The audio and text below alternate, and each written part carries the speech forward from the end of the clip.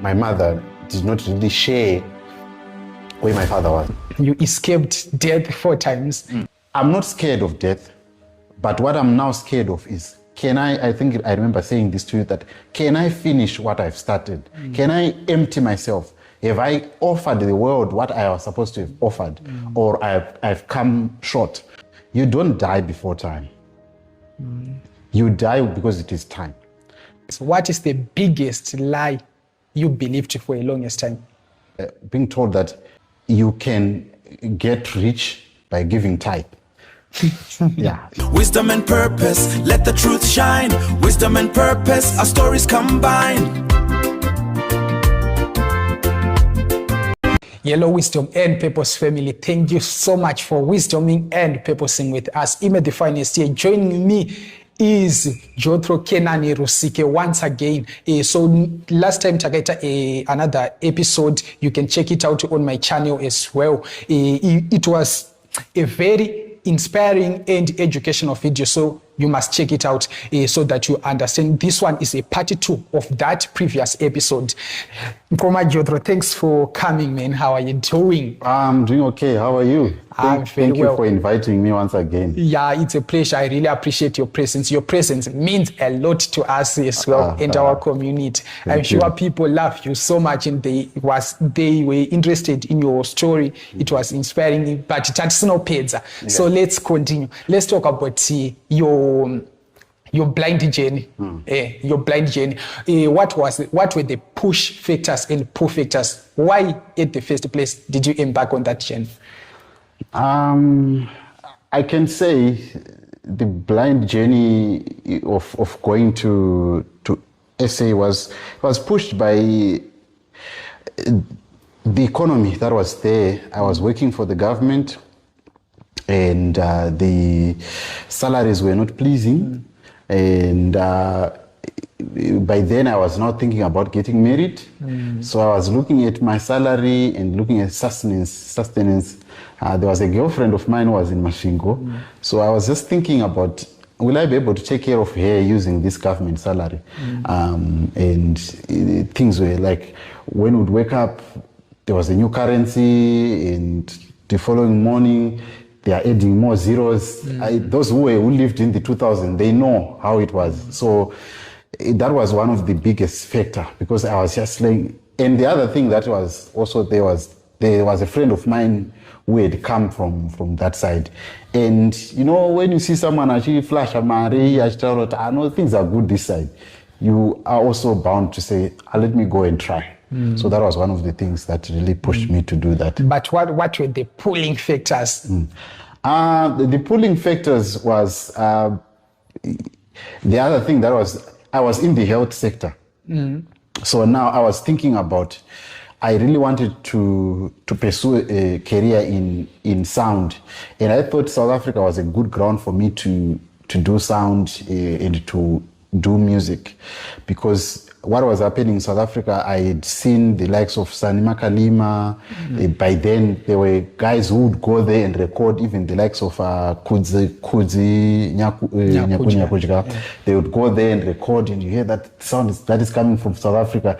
So that also was a pulling factor to say, okay, South Africa is a ground for you to learn. And of course, I'm glad that I managed to go there and learn music, and I learned sound, and I also learned television production. So those are some of the things that I can say takeaways from South Africa. Well, you mentioned that you was working in the health sector. What were you doing? I was a general hand. I used to work as a general hand because I wanted to, you know, because of the economy, I was just thinking of becoming a nurse. So I worked as a general hand whilst waiting for me to supplement my subjects that I had failed, so that I can go and become a PCN. They call primary care nurse. Those ones that have got a pink thing that work normally in the rural areas. So I was thinking about doing that in the interim. So I was saying, okay, if I go through the system, I see how the health sector works, then I can end up becoming a nurse. But having seen, you know, I was like, no, I can't work. I'm not a guy who is in this. This is not my thing. That's when I said, okay, my thing is music. Let me go and pursue music. And yeah. Well, we're going to talk about music, but for now, let's talk about the education. You mentioned that you failed some subjects. Yeah.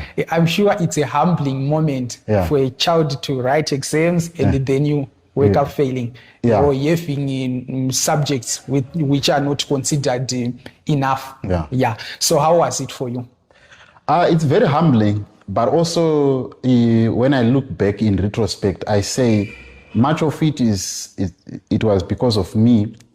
The thing that has made me to fail, two times, because I failed in 2001 and then I repeated 2002 and I didn't come out well in 2002.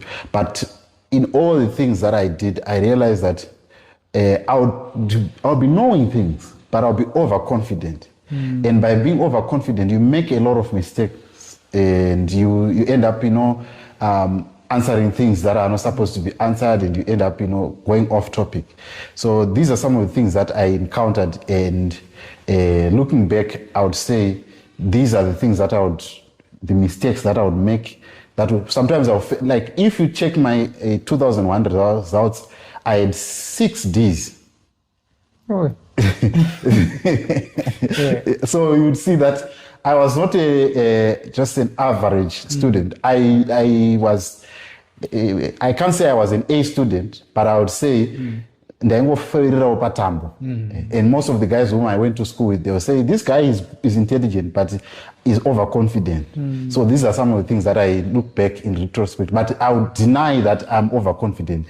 And my teacher then once said to me, which are D? And I actually came out with Ds. So these are some of the things. That moment, I think it was a moment for me to realize that, okay, don't be overconfident when answering questions. Take your time, take a sigh of breath, and understand the question before attempting to answer it. Yeah. Well, in our previous conversation, we did dig deep into how you were saved by a prostitute. Yeah, that story, I was like, hey, come on, all right, what happened exactly? Take us through the whole journey. Right. Maybe what I can say is, I was this prostitute or this sect. I don't want to use this. I can say a Thai vendor, so that I can respect other people who are doing their own business. Now, this Thai vendor, I got into there's a bar, they call it Diplomat in Joburg. Most of the people, they know it. So we were watching soccer. But I was wearing a nice t-shirt. So these ladies, what they do is when you are in the bar, you guys are drinking your beer, the others are drinking their drinks, others are watching soccer. It will be like everyone is there. And whenever they see a man, they will say, let's go, let's go. So some of them even come and touch you, and they touch your privates and all of that. So it's anyone's game. You can just, they try by all means to coerce you, because they know that if they show you their thigh and everything, and they touch you, you feel their soft skin, you are going to end up saying, okay, let's do it. And so I was going down the stairs, because the bar is 1 floor up. It's on the first floor. So I was going downstairs to the bathroom. And then I see this, she sees me, she says, let's go. When she sees a man going down, she says, let's go. Because when you go down, you go to the lift and you go up, the rooms are upstairs. So there I am, I'm getting to the bathroom, I do my thing. As I'm coming out, then she says, come, let's go. Then I said, look, my sister, this story of let's go upstairs, that's not my business. I'm just here, this is my first time here in Joburg. So I spoke to her in English. Then he says, don't worry, Taurani Nation. So then Taurani Nation, what happened? And I'm saying, this is what happened. I came here, this is my first time. I'm actually to try and look for greener pastures like everyone else. But the guy that I came with in the bar, I can't see him. So I didn't know if he had also taken a prostitute and gone upstairs, or he had gone out. I don't know. So now I'm struggling. First time in Joburg, this is around 10 p.m. in the evening. It was around 11 p.m. And I'm wondering, how am I going to move around Joburg? Then she says, okay, I'm going to help you. Then she said, I'm coming back. Then she went down and she went with I think she went to fetch something. Then around 10 minutes, she said, wait here. Then I waited for her. Then she came and said, come. Got into the lift. She took me to 6th floor. And then she says, okay, I heard your story. And then the ladies that were there said, this guy is so handsome. So the other one was saying, we don't know, like, there were 3 ladies. And I was like, what?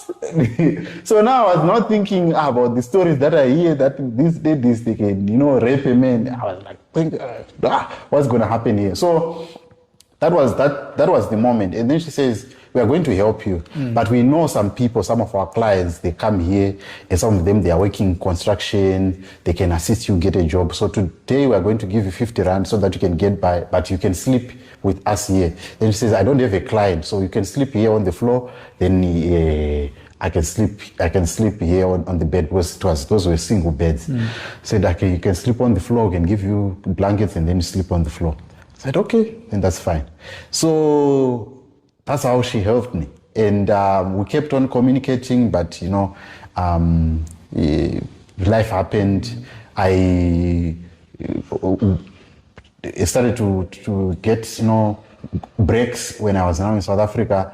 I tried to help her. She was saying, like, the jobs that I was offering her, they were not enough to replace her prostitute work. So I ended up leaving it, because even if I offered somebody to come and help her, she would go back to because maybe she was addicted. Yeah, I think it is an addiction. Like, imagine these guys would charge something like 50 rand per your short time or something like that, and then for that 50 rand what they are charging, in a day they would make something like 3,000 rands.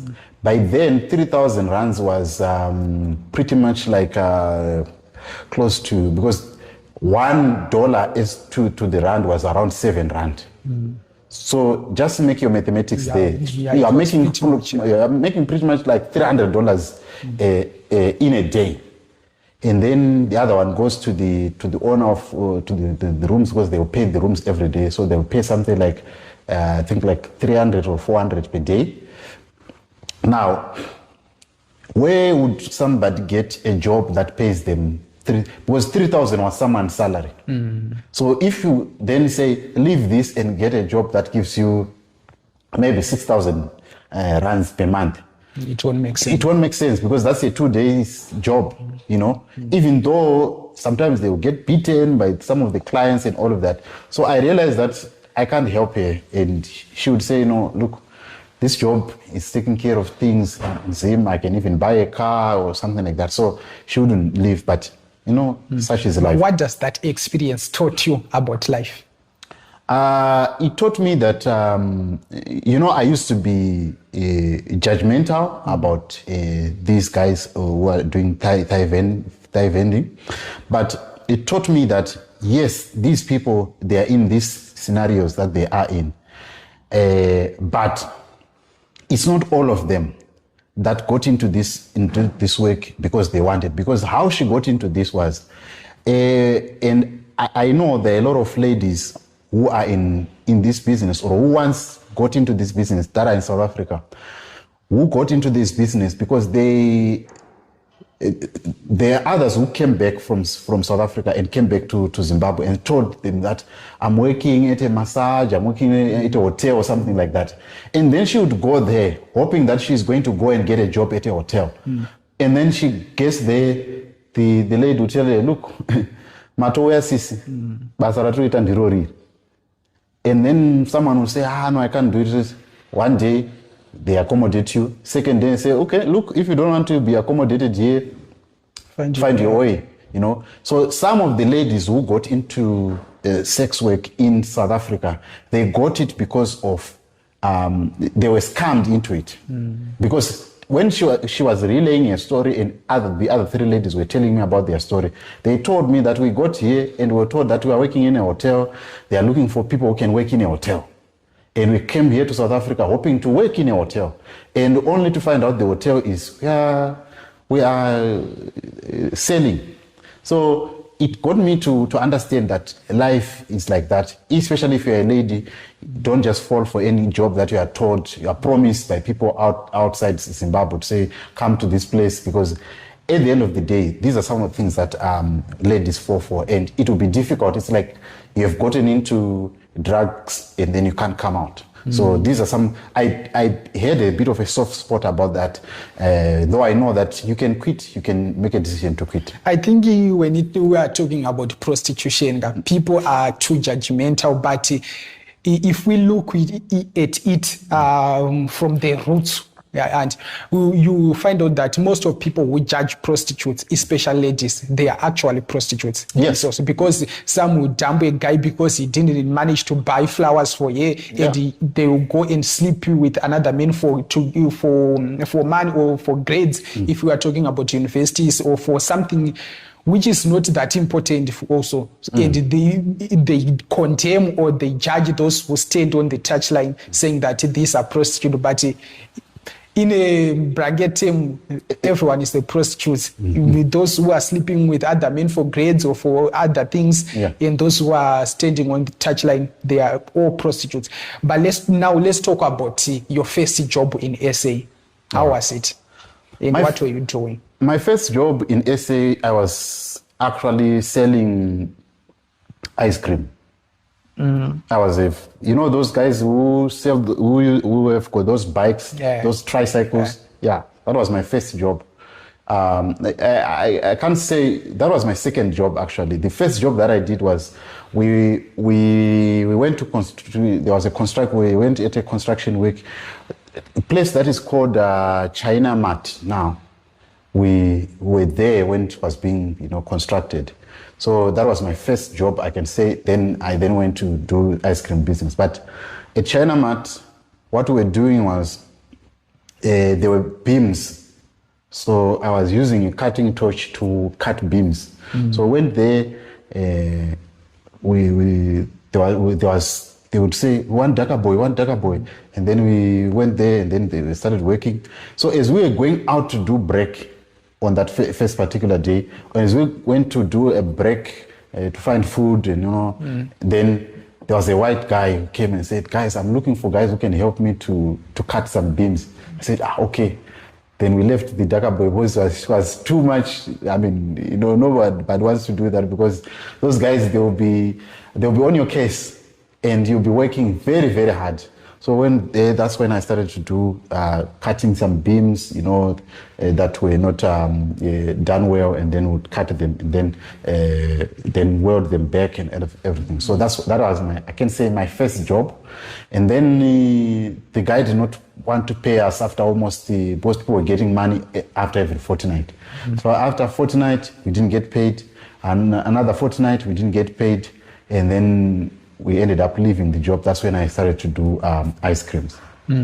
How was the ice cream business for you? Because here in Zimbabwe, the way they work here is something else. I don't think if you are stranded, you will agree, because at first you have to pay so that you are teasing ice cream or something like that. Was it the same case to you? No, with South Africa, it's a bit different because these guys, they will give you stock, and then you come back in the evening, you remit what you have sold, and then after that, at the end of the week, then you get your commission. So let's say you are selling, because with I think about 5 types of ice creams. You're selling this ice cream, you would know that your profit is this much. But so as you are selling ice creams, we're selling them in the colored community. So we had the challenges because some of the colors would come and they would point a gun at you and then they take the ice creams. So these are some of the things that would, so we would know areas to avoid. But then there are areas that would go, like I remember, I used to sell ice cream at a cemetery called Avalon Cemetery, which is in Soweto. So every Saturday, when because they do funerals mostly on Saturdays. So every Saturday we would go to that Avalon cemetery and sell ice creams at people that are at a funeral. Because we know that people, they'll say, it's what, because they'll be, and then they start buying ice cream. But they'll be complaining that you come and selling us ice cream here. We are mourning. Why are you so cruel like this? But after that, when they are done, they'll come back and they buy the whole box and you leave the place stock out. So these are some of the things that we'll do and go around. So that was the experience. But it helped me because I would sell ice creams on Friday, Saturday, Sunday. During the week, I would go there and do my sound engineering school. So I was balancing the two. I would go to sound engineering school. Then after, on weekend, Friday, Saturday, Sunday, I go and do the ice cream business. So that's how I was surviving. You mentioned that in colored communities, you encountered some gunpoint experiences in other stuff, and that brings me to my next question. In our previous interview, you mentioned that also you escaped death 4 times. So we want to understand, what does that experience taught you about life? And when you hear the word death, what comes to your mind? When I hear death, I understand that you don't die before time. You die because it is time. Because if I look at the encounters that I had with death, I know that at that particular time it was not my time. And when time for death comes, you can't escape it, and it will happen. Because there was a time, I remember, I was flying from Singapore to Dubai, and we encountered some terrible turbulence when we were crossing over on top of India. And this turbulence, I think we lost altitude from 38,000 to 32,000. And I remember the captain speaking and he was saying that everyone please sit down, like everyone calm down, because like the situation was terrible. I was with some of the pastors in Zayoja. I don't want to mention names, but these are big pastors, and they were praying behind me. And to me, I was so relaxed, because not because I was not scared of death, but I was just saying in my mind that when it is the time for me to die, I don't need to escape it. It is God's time, and it will happen on its own. So yes, death is fearful. We have been taught, or we've been conditioned to fear death. But death, when it comes, there is no way that we are going to escape. I think there was a book that we read when we were growing up. It was a pessetter. It was called God's Case, No Appeal. You can't escape death. So if it is your time, it will happen. So I'm not scared of death, but what I'm now scared of is, I think I remember saying this to you, that can I finish what I've started? Can I empty myself? Have I offered the world what I was supposed to have offered, or I've come short? So these are some of the things conversations that I have with myself, to say, did I empty myself to the world? What I was brought into the world for, did I fulfill it? So these are some of the things that I ask myself. Recently, I was coming, if I'm not mistaken, I was coming from here, then going home, mota ndandiri payaputika vhiri, and ndandiri pavhiri ipapo. Vanhu vese vazhinji vangu vakarara, vangu varimo, ndinda ndikamuka ndiri pafoni, then pandoona zvese dust nei. From that day, the way I feel death, it's different. I realized that we don't have the time that we think we have. Yeah, that's true. Did that experience, or the whole experience from what you have just said, changed your perspective on life and death, and spirituality as well? It did. But also, I can't say that I'm not afraid, or I don't have fear. Fear is there. But sometimes when you fear, and then you start to understand life from a different perspective. That, okay, life is like this. Life is a vapor. It can be taken away at any given time. You start to understand that things that we value in life, or things that we take time doing, sometimes hating on people or doing things that, sometimes you realize that sometimes we are wasting time on things that are not really, really important. When you realize that how fragile life is, you then realize, okay, I don't need to be going around, having grudges with people. Yes, you can have somebody that you do not like, but having grudges or those things that you get into death with them, I don't think it is worth it. So that's my perspective on life. Life is not worth it for me to be angry at anyone. Life is not worth it for me to keep grudges. Life is not worth it for me to drag myself over the past that has happened. I need to focus on what is happening today and how can I improve in future. All right, let's talk about the courtship phase, and I believe your story will educate us, Vasatu Arora and other people who married and it didn't work out. Let's talk about your courtship phase. Was at first on going mindset and what are the things that you said that you overlooked? Don't overlook red flags. Don't overlook red flags in the sense that if you are dating someone, there are principles that are, what can I say, unspoken principles of life that you have put yourself in, like that you subconsciously have to say, I don't like this. For example, I can give you, for example, you might tell yourself that I don't like a woman who eats too much, right? Because she is going to get fat. And it's going to be difficult for me to, carry her if she gets sick. It's going to be difficult for me. She's going to have, heart-related diseases and all of that. This is a unspoken principle or something that that is in your subconscious mind. And then you get to a restaurant and then she's ordering a lot of food, right? And then you say, she will change when we get married. Don't do that. If you see that, okay, I don't like a woman who eats too much, it's better for her to change when you are now married, then she starts to eat too much and then say, look, don't do this. But don't ignore the red flags. If you go to a restaurant or if you go out there to shop, like shopping with her, and let's say you say, our budget is $500, okay? We want to buy stuff for $500. And then at the end of the day, she is spending more than $500 and she expects you to find money somewhere. But you have already outlined to say, we want our cap is this. We cannot exceed this. And then she expects you to do something. Then you are not building anything.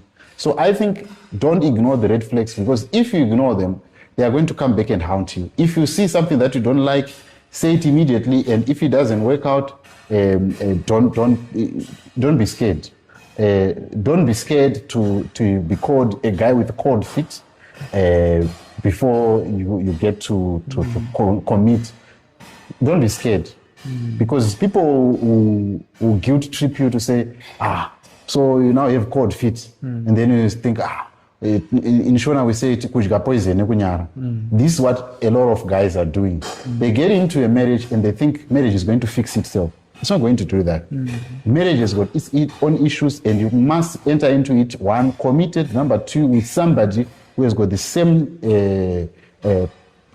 I can say, principles as you.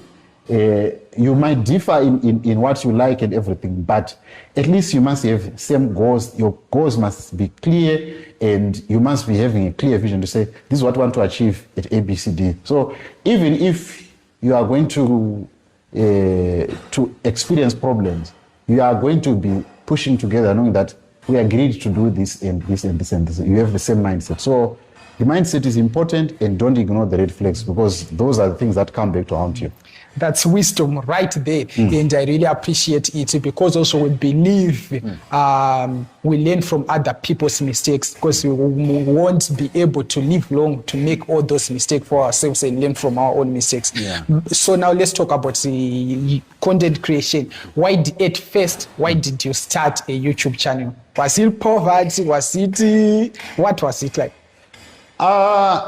I always had a dream, as I told you in my previous encounter, that I always loved, because when I go on TV, there were some people that I always wanted to appreciate. So radio and TV was always my thing. I wanted to be on radio, I wanted to be on TV. So starting a YouTube channel was a gap to say, okay, I didn't get a chance to be on TV. I didn't get a chance to be on radio. Why don't I do this myself? Let me start a YouTube channel and make mistakes and do things. Well, let me cut you there. Let's take a quick short break, then we'll be right back after this. All right. Wisdom and purpose with ImeTheFinest. All right, welcome back. Please, if you want my juice high quality jerseys for your school kids, just contact the numbers appearing on your screen. So now let's get down to this conversation with the JC or JC TV Africa. You was talking about your YouTube channel, why you started it. Please continue. Yeah, so let me say, this was a vision in 2012. I can say there was a vision that came to me, and there was a voice that came and said, it was on the 23rd of December 2012. A voice told me that you are going to change the world through media. Wow. So this, I struggled to understand how I was going to do it. I struggled to understand how it was going to happen. By then I was still working for Ezekiel TV. So I struggled to understand how this vision was going to be fulfilled. I even asked a lot of people, tell me, how is this vision going to be fulfilled?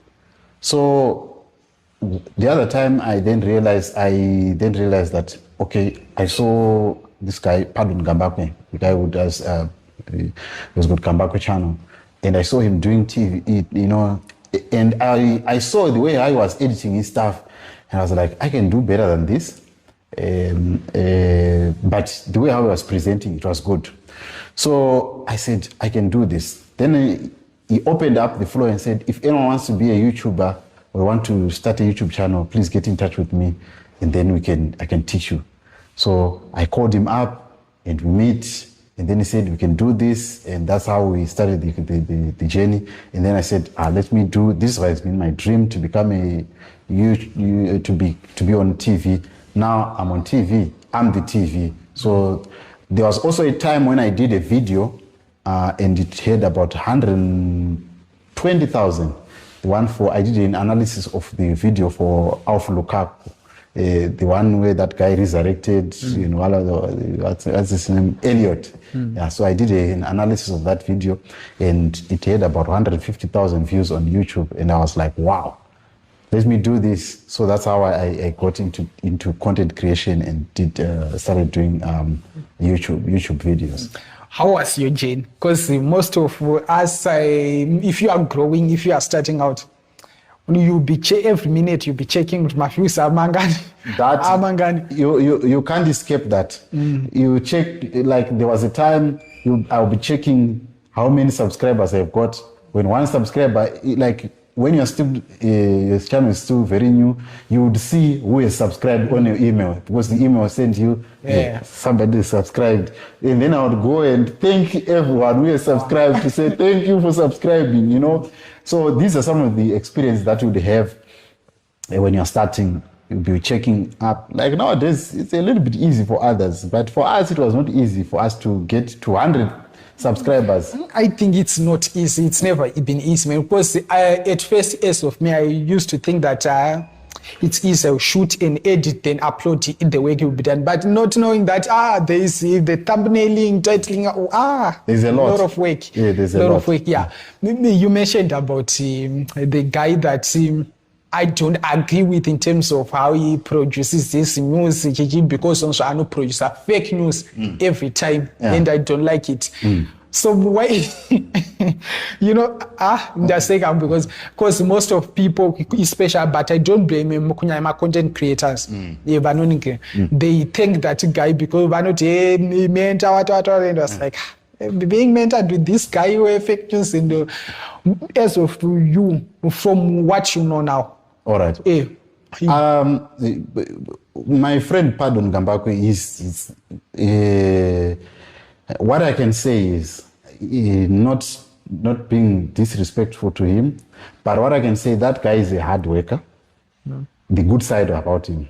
Number two, when we started, there was a lot of, he would tell things as they are. But as you get into the journalism of producing content that is to do with politics, you must be careful of what they call chicken feed in intelligence. There are people who come to you and befriend you and they give you information which is false. Now, because they want you to push a certain narrative, they can give you this information and end up, pushing because you want views, because as a YouTuber or anything, at the end of the day you want views so that you can monetize those views. So because every journalist or anyone who is in the media space, especially if you are in the current affairs space, you want to be the one who breaks the news and be the one who is on. But that's the way the journalistic aspect comes into play. Be factual, verify, check out your sources, verify information before you publish it. Yes, but Gambakwe operates in a different. There are people who are making money out of fake news, but if I analyze what Gambakwe says and everything, personally, I would say there are people that feed him with wrong information, but because he is somebody who wants to be on the forefront, he doesn't want to lag behind in terms of information. So he wants to be the first one. And with Gambakwe, he always wants to bring something that is totally different from what he doesn't want to go with where the crowd is. And have you noticed that even if people say Gambakwe is fake news, they are there. He's doing a live broadcast. People are there. They are watching. So you say, like when he was teaching us, he would say, if you want to be known, be different. So maybe probably people know him because of his fake news. But when we started, Gambakwe was something else. Gambakwe was known to be bringing factual news, and you would get to the news. Okay, so how did it take you to a point where you was like, no, I'm now earning something from this? I got monetized in July 2019. I started in I can say I started in January 2019. The same year? The same year. So after 7 months, that's when I got monetized my YouTube channel. And then I first received my first money, I think it was 2,500 rands in September 2019. In USD, it was around what? It was $160, I think. $160 somewhere there. How was the feeling? It was a great feeling because by then my ex-wife was saying, this thing, stop this thing, don't do it, But when I first received that money, it actually helped us. And they said, okay, so this thing has got money. And, there are some doors that started opening up because of me doing YouTube. There are some things like, I remember there were some favors that I got because I was a YouTuber. So to be frank, there were some things that I earned from being a YouTuber, and some friends that became family because of YouTube. So there are some people whom I wouldn't have dreamt to have met them, but because of YouTube, I've met them. All right, due to our time, I'm going to, as a tradition, we have what you call the final five. I'm sure you know it. I'm going to ask 5 questions, then you answer them as short as you can. My first question is, what is the biggest lie you believed for a longest time? The biggest lie? I would say the biggest lie that I believed for the longest time was being told that being told that you can get rich by giving tithe. Yeah, you can get rich by giving tithe. That to me, that was a lie that I believed for a long time.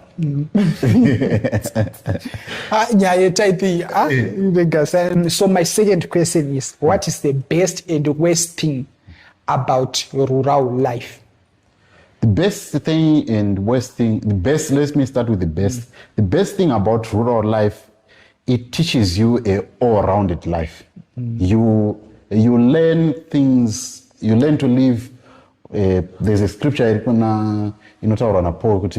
think kuna Philippians said, I've learned to live with, to be a base, and I've learned to live with nothing. And so it teaches you the good side, these other sides of life. But also the worst part of the environment does not teach you the other side of life.